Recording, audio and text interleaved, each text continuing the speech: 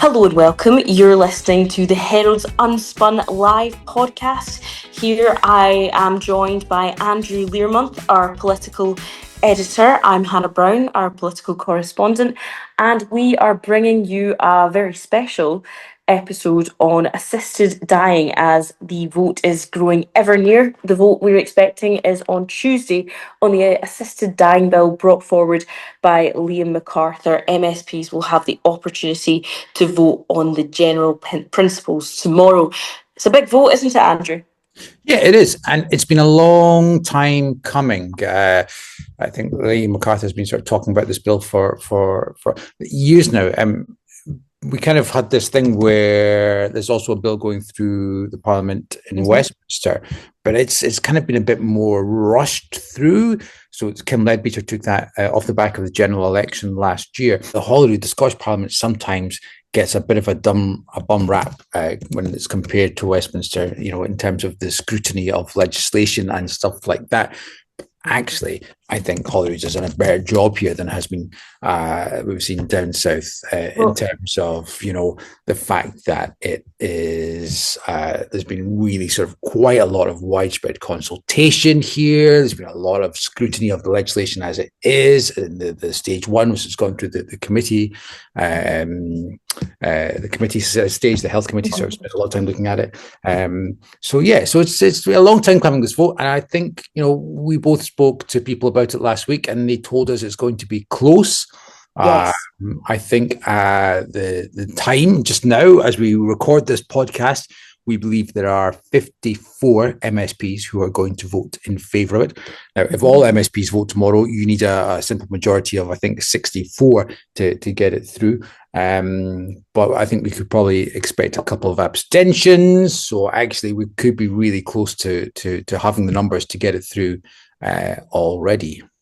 Yeah, and it's one thing, I guess, saying that you're going to vote for it. It's another thing actually voting for it. And I think this vote in particular, it concerns people's lives. It's literally a matter of life and death. So when people are faced with that vote, potentially things might change. People might have a literal change of heart as it comes up. Interesting that you're mentioning the robustness of this bill. Even the critics or even people who are voting against it have praised it for that. John Swinney was saying that he is full of admiration. It's a well thought out bills that were previously thinking and considering similar legislation. He said were bad bills, whereas this is a good bill. Even Kate Forbes, who's also voting against, Anna Sarwar, they've all been fairly complimentary of the processes of the bill. But just turning to who we can expect now, I'm about to introduce our guests. We have on the podcast this week Pam Duncan-Glancy, Scottish Labour MSP.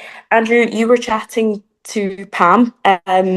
She has obviously got a really interesting, insightful background, being the Scottish Parliament's first MSP wheelchair user, and she has a disability. She was explaining why she was against the bill. Yeah, she's really interesting. So when we spoke to her, and you'll hear from the interview, I sort of slightly misunderstood her first answer, which is on me entirely. And I thought she was saying that there would be some circumstances in which she could back this bill, but there aren't. There are simply no circumstances in which she could support assisted dying at all whatsoever. For her, it is as soon as you open the door to it, then you're opening the door to coercion. Effectively, you're opening the door to disabled people feeling that they are a burden and that they should take their own lives. Really interesting. There's no way on earth that she would ever back a bill like this. It was just really interesting to hear from her, but also to hear it was a very personal interview as well. At times she almost got a wee bit emotional just as she was talking about the ableism, the internal ableism as well. So yeah, really, really interesting insight. And I think persuasive as well. I mean, as you said, this vote is going to be a matter of life and death, but that's why these MSPs are paid big salaries. They have to make the tough decisions. But I found her arguments, I thought her arguments were very persuasive, and I think there'll be a lot of people who are maybe on the fence who could still be persuaded against voting for this bill. Interestingly, what we have heard over the weekend there are a number of MSPs who back the bill at stage one, which is, as you said, is the general principles of the bill, but who aren't necessarily going to back it at the next stage where we're closer to becoming law. It's just about sort of moving on so we can have the debate. So there are people like Jim Fairley and Michelle Thompson have said they will vote for it as stage one, but that their vote isn't a vote in favour of the legislation. So, but yeah, interesting to hear Pam Duncan-Glancy. Definitely. And then on the other side of things, I spoke to Liam McArthur, who's obviously introducing the bill.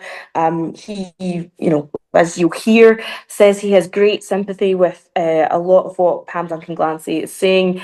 He's had extensive conversations with her, he said. But for him, it's about putting people or making people who are at that point in their life where they're going through excruciating pain, giving them that option of assisted dying. He was really keen to point out that even if you make an application to go through with assisted dying, according to international studies, about a third of people don't. I think only a third of people go through with it. So he's saying it just gives people the option, and people who are terminally ill in Scotland, he emphasised, are desperate to see these changes. But obviously, it's a really it's a difficult bill and it's a difficult vote, and I really do not envy the MSPs going through it right now. So without further ado, let's hear from Pam Duncan-Glancy and Liam McArthur. Pam, why are you voting against the bill on Tuesday? I'm voting against the bill on Tuesday because I believe that it should be easier to get support to live than die. And my fear is if the bill passes, it could be easier to get support to die. And that's not why I came to this place. It's not why I got involved in politics. It's not why I got involved in campaigning on disability, equality and human rights. I want to do everything I can to support disabled people to live. And the bill in front of us on Tuesday is not just a bill support and talking about the principle of choice. This is about a piece of legislation that will ultimately legislate to allow people to be assisted to take their own lives. It is a matter of life and death, and I really hope that people take it very seriously. So that sounds to me like there could potentially be a bill here that you could back if there was more concessions from Liam. Is that accurate? Is that fair to say that? Or you? No. I'm sorry. And if I didn't, if I came across that was no. There's not. There isn't a bill that I think in any circumstances I would support. So I've seen this in many guises. I remember Margot's one, Margot MacDonald. And she and I had lots of conversations about it. I remember one particular conversation when we'd both been campaigning on something together, in fact, and the conversation came up, and obviously she was on one side of the discussion and I was on the other. And her bill was very different, but we could both at least respect each other's opinions. But no, there is no bill that I could support in this space because there simply isn't enough that could be done to safeguard against the internalised ableism that you feel when society considers that relying on someone else or losing some function of some description is inherently undignified, worrying, terrifying, scary, and lesser. And until we get to a circumstance where that changes, I worry that anything like this sort of legislation can never be safeguarded against. You can't safeguard against what I might call systemic coercion. What do you mean by systemic coercion and this internalised ableism? So it's very, very difficult to detect the everyday ableism that disabled people face. I'm a disabled woman who have been disabled my entire life, and I'm in a very, very privileged and honoured position as an MSP. I'm empowered in lots of ways that many disabled people across the country are not. I feel guilty about that a lot, which is one of the reasons why I'm here fighting for a better life and better opportunities for disabled people. But still, every single day, I face a form of oppression or a form of discrimination. Every single thing is a fight. Booking a train is a fight. Getting from one side of the country to the other is a fight. Sometimes getting up in the morning can be a struggle and a fight. All of that is really, really difficult. And when you look at the way society is structured and the way that people believe what happens when they have to rely on someone else to do something for them. It's very, very hard not to take on board people's negativity about your life. You feel like a burden. Sure. You feel like you're putting upon other people. It's natural to be frightened of loss, and it is natural. I can't do anything particularly for myself. Someone else has to do everything for me, get me up, help me get dressed, help me to the toilet. And I'm scared of losing what function I have. So I understand that people can be worried about it. But also, the things that I get other people to do for me are some of the reasons that are cited for people wanting to die. That they couldn't tolerate someone else showering them, or they couldn't tolerate someone else helping them to the toilet, or they couldn't tolerate the fact that they may have to rely on someone else to do it. So it's not that they couldn't, but they might have to ask for that support. All of those are things that we don't make easy. We just don't. Systemically, we make it very difficult. And emotionally and societally, we make it in some ways considered undignified or unacceptable. And all of that makes it very, very hard not to internalise oppression. How have your colleagues, or how has the debate been for you? Because to even call it debate in the context of that answer feels glib almost, because this is something this isn't the politics and the argy-bargy of the chamber. This is your life, really. How has it been for you the last It's months? really, really hard. And it's difficult to get across how hard it can be as someone who is reliant so much on other people. And as I said earlier, I'm a very empowered person. I'm lucky. I'm very lucky. Shouldn't be down to luck. It shouldn't be. We should support people to participate in society and lead an ordinary life, whoever they are. But I'm lucky. My husband's lucky. But during COVID, we both wrote notes to one another so that there was a written evidence where we said, we want resuscitated. Because we were so scared about the narrative around the value of disabled people's lives that me in the position I hold, my husband, full-time job, house, normal, enjoyable life, disabled person, but both felt that we were so frightened about how things could be that we felt the need to write it down and tell one another, and also for other people to see it, that we wanted to be resuscitated. That is the extent to which people fear that people don't value their lives. And it's no one amendment to a piece of legislation can fix that. And it's coercion and control and abuse in some ways, which is slightly different, of course, against disabled people, particularly against disabled women. We know it happens in some of the most regulated spaces in the world. Disabled people are very regulated. The state knows a lot about us because it asks us a lot of questions just to do very simple things. We have to fill in lots of forms and tell people a lot of stuff. My whole life is one big expose. And yet still, we know that abuse goes on.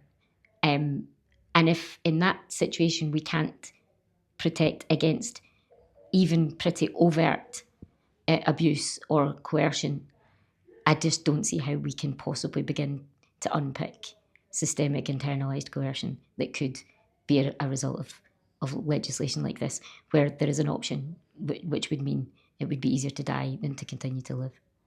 Are your colleagues listening to your arguments? How do you think Tuesday's vote's going to go? I think it's at this moment. First of all, my colleagues are listening. Yeah.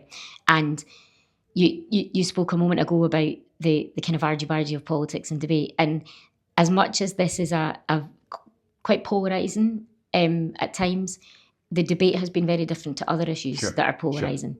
Sure. And I think members and everyone I've spoken to about it is treating it with the respect and sensitivity that it deserves, because it's personal. It's personal for everyone, whether you support the legislation or not. It's about what do you want for you. And then when you ask people, well, you might say if you'd supported it for yourself, how would you feel about supporting it for someone else? And then people start to ask questions about that. And of course, as legislators, that's the question we have to ask ourselves. There are 129 of us making decisions for the population of Scotland. And we have to think very carefully about what that decision on Tuesday could mean for other people's lives and the future that they have. And I think people understand the gravity of it. And the debate so far has been, I think, has reflected that. Lee McArthur, you've been working on bringing forward your assisted dying bill for quite some time now. Mm-hmm. Has it taken its toll on you? It's certainly taken longer than I anticipated.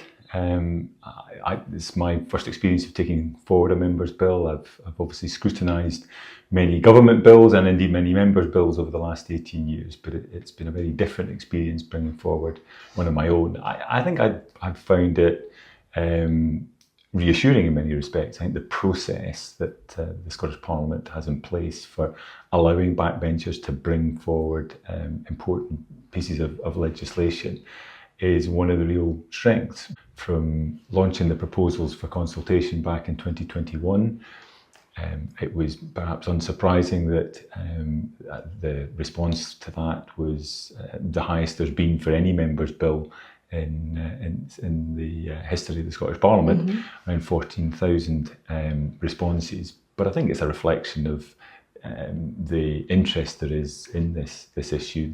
You've mentioned the years that it's taken mm-hmm. to get this right and get this robust.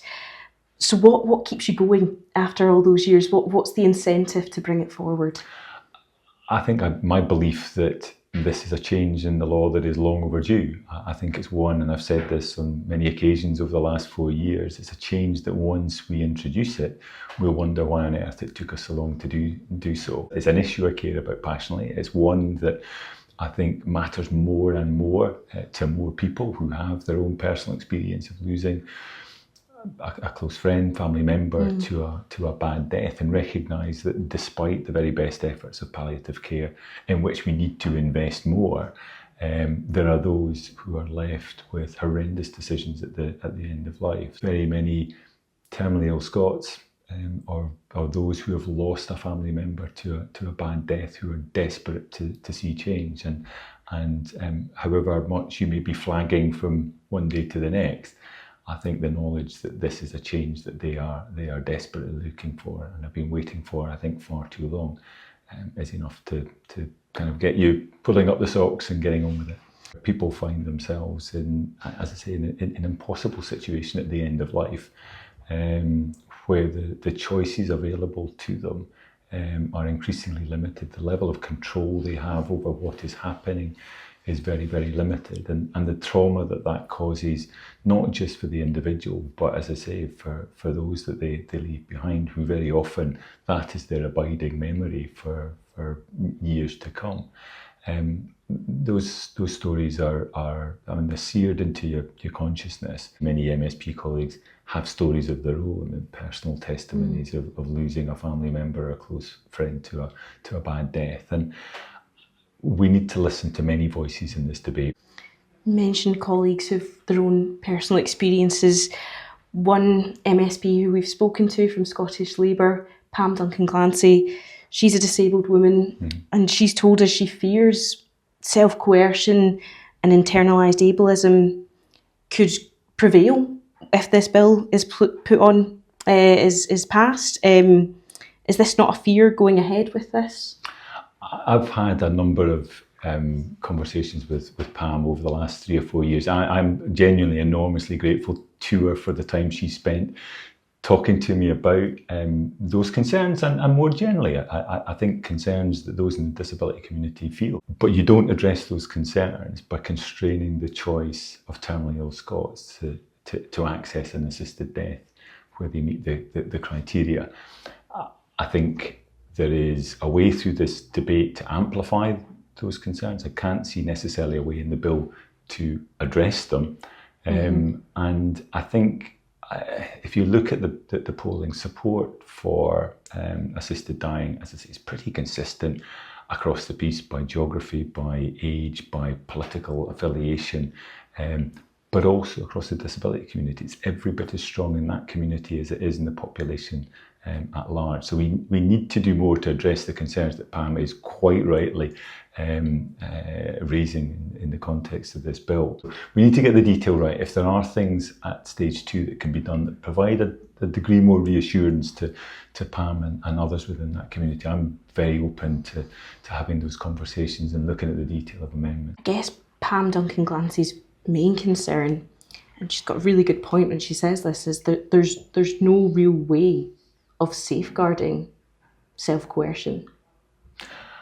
Well, I would say, whether in terms of coercion, that we've got medical professionals who are assessing coercion as part of the assessments they are making fairly routinely in terms of medical treatment at the moment. But we know, in the context of a situation where suicide rates amongst terminally ill people are running at 2.5 times the population as a whole, that people are taking matters into their own hands without any safeguards at all. So what I'm talking about is introducing a system that we see operating safely and successfully in so many jurisdictions now around the world, pretty much consistently across all the jurisdictions where this sort of model of assisted dying is in place. Is around 1/3 of those that make the application don't end up going through with it. But it acts as an insurance policy that if things get too much and they feel they need to activate it, it is there.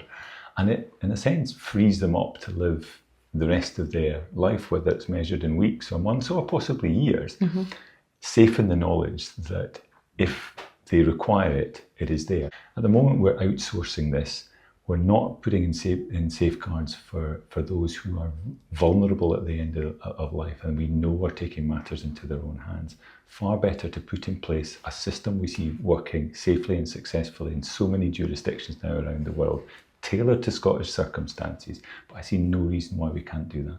I'm confident that there will be support for the bill to move to stage 2 come Tuesday next week. We're hearing from certain sources from across the parties that it's going to be tight.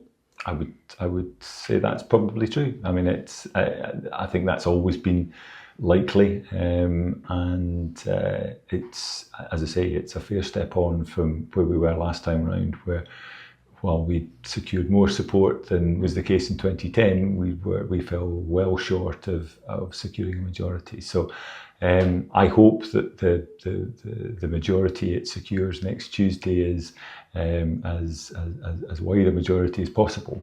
The First Minister has said he is not going to support this, not just abstain, just won't support it. Do you think Swinney will have any sway over other colleagues? I think what he's made clear is that this is a personal view. It's a personal view, as he says. It's been harder for him to come to than was the case on the two previous occasions. I think the fairly measured way in which he has set out his reasons for not feeling able to vote for it are ones that I understand and other colleagues will understand, but I think he was also right to emphasise the fact that this is for individual MSPs to listen to the evidence, look at their conscience, draw on personal experience where appropriate, but fundamentally listen to the voices of dying Scots. I know around the First Minister's cabinet table there are colleagues who are strongly in support of this. I know they'll be having conversations with their colleagues. Have you been having conversations with MSPs in those parties? Have you been trying to win over people ahead of this Tuesday vote? I think I've cultivated a bit of a reputation such that whenever I kind of swan into the canteen or the coffee room, there's kind of a look of mild terror in the eyes of one or two of my colleagues. I've been having conversations for the last 3 or 4 years, and I've been having more of those over recent days, just to get an understanding of where colleagues are. I think genuinely there are a number of colleagues across the parties who are still undecided. The closer we get to Tuesday, I think the more I realise there are still genuinely colleagues that probably don't know how they might vote or are still swithering. And it's one thing to talk about it, it's another thing to be dealt with you need to vote right now. Yeah. And I remember that the first time I voted on this, I came at it instinctively and intuitively believing that a change in the law was necessary. I've long believed that. It didn't mean that the significance of casting that vote wasn't one that weighed heavily on me, and again in 2015. So I understand very well what colleagues are going through. Liam McArthur, thank you very much for joining us on Unspun Live. Thank you. So that is all we have time for on the Herald's Unspun Live podcast. Please do subscribe wherever you get your podcasts, and stay tuned for the next episode.